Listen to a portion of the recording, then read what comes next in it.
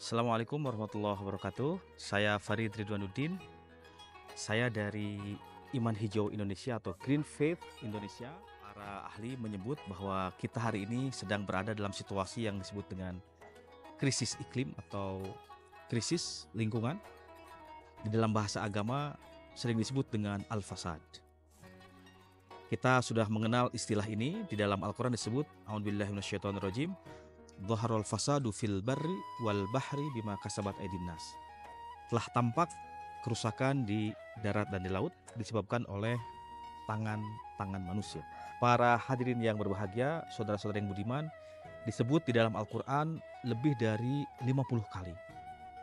Artinya bahwa Al-Quran sejak lama mengingatkan mengenai krisis, mengenai kerusakan, mengenai fasad yang sebetulnya sangat berkontribusi atau sangat dekat dengan aktivitas manusia. Jadi siapa manusia yang merusak di sini? Nah, kalau kita melihat ayat-ayat di dalam Al-Quran, itu ada banyak disebut kata-kata al-mutrafun atau al-mustakbirun, ya. Jadi kelompok-kelompok yang memiliki kekuasaan ekonomi atau politik.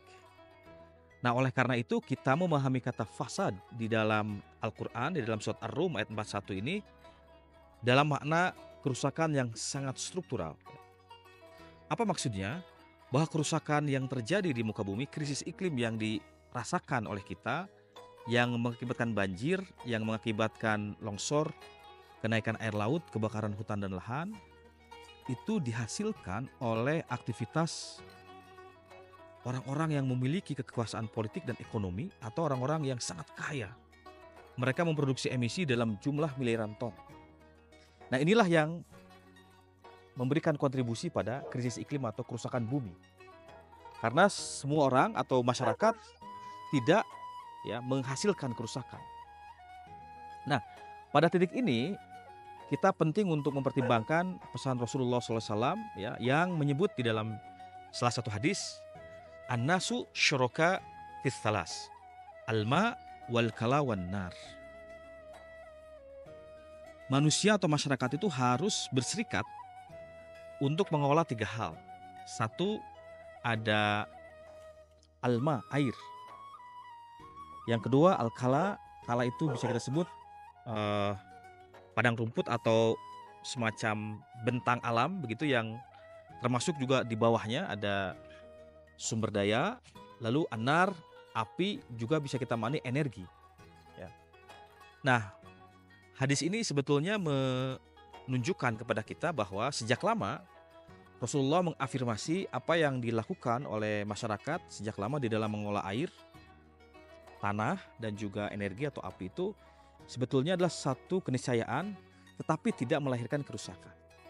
Nah, persoalannya adalah kerusakan terjadi ketika ada akumulasi atau konsentrasi di tangan sekelompok orang. Nah, ini yang dikritik oleh Islam. Misalnya di dalam Al-Quran di surat Al-Hasyr disebut kaila yakuna dulatam bainal aghniyai minkum, supaya atau tidak boleh ada konsentrasi atau pemusatan atau akumulasi kekayaan itu di segelintir orang. Nah, ini satu penjelasan bahwa ada relasi antara krisis iklim, krisis lingkungan dengan akumulasi kekayaan atau sumber daya alam oleh sekelompok orang. Jadi yang menyebabkan kerusakan adalah sekelompok orang yang disebut di dalam Al-Quran al-mustakbirun atau al-mutrafun atau al-mufsidun. Nah, lalu para hadirin sekalian, saudara-saudara yang budiman, pada saat Ramadan tentu kita melihat bahwa Ramadan saat ini tentu berbeda dengan Ramadan saat kita waktu kecil, ya. Saat udara masih segar, air masih melimpah, makanan juga sangat mudah didapatkan. Juga Ramadan kali ini tentu ada situasi, ya, di mana suhu semakin naik, temperatur semakin naik. Nah, saya ingin mengajak kepada hadirin semua, saudara-saudara yang budiman, yang berbahagia, mari kita merenungkan, memahami, menghayati bahwa Ramadan itu memiliki dimensi ekologis. Dari mana kita memulai? Pertama, kita harus mengingat bahwa definisi puasa atau saum, ya, atau Ramadan itu sering disebut oleh para ulama dengan al-imsaku anil akli wasyurbi, menahan diri untuk makan dan minum. Maksudnya apa? Tentu maksudnya tidak hanya memindahkan waktu makan, tetapi definisi ini mengajak kita memikirkan sumber-sumber makanan dan minuman kita dari mana. Tentu makanan kita berasal dari alam, begitupun air yang kita minum. Maka orang-orang yang berpuasa itu harusnya punya kesadaran ekologis yang sangat tinggi, punya kesadaran iklim yang sangat tinggi terkait dengan alam yang menjadi asal-usul makanan dan minuman kita.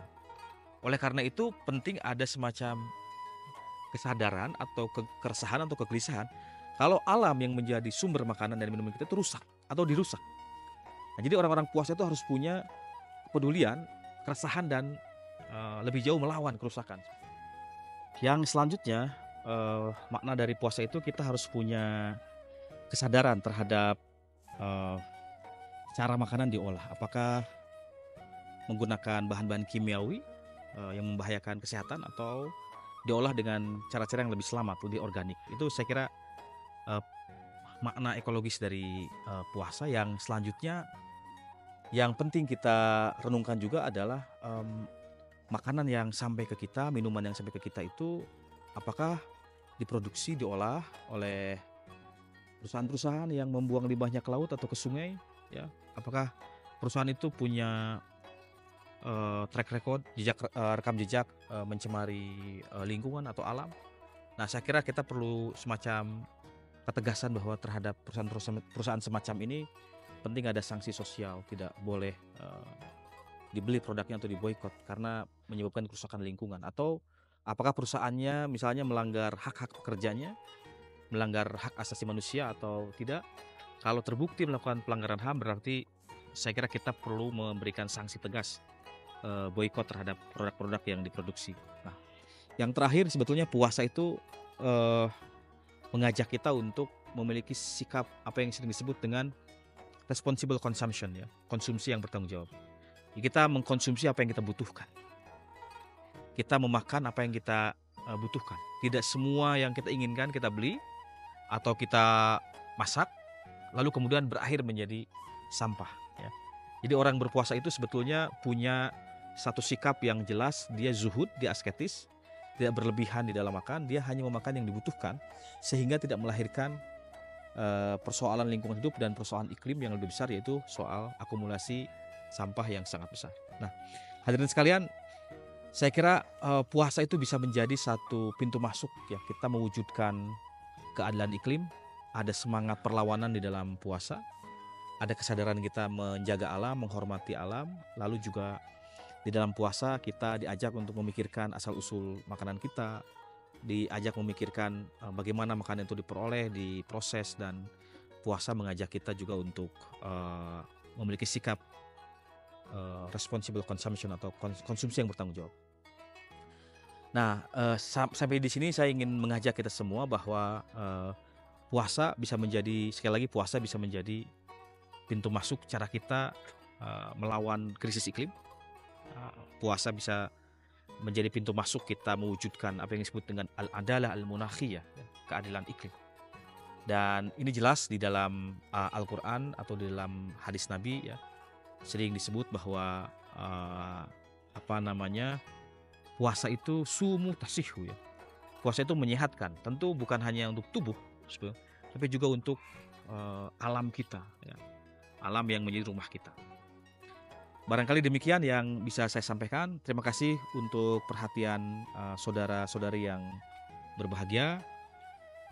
Mudah-mudahan tausiah singkat ini bermanfaat untuk menjadi bahan renungan kita bersama. Billahi fi sabilil haq, fastabiqul khairat, nun wal qalami wa masturun. Assalamualaikum warahmatullahi wabarakatuh.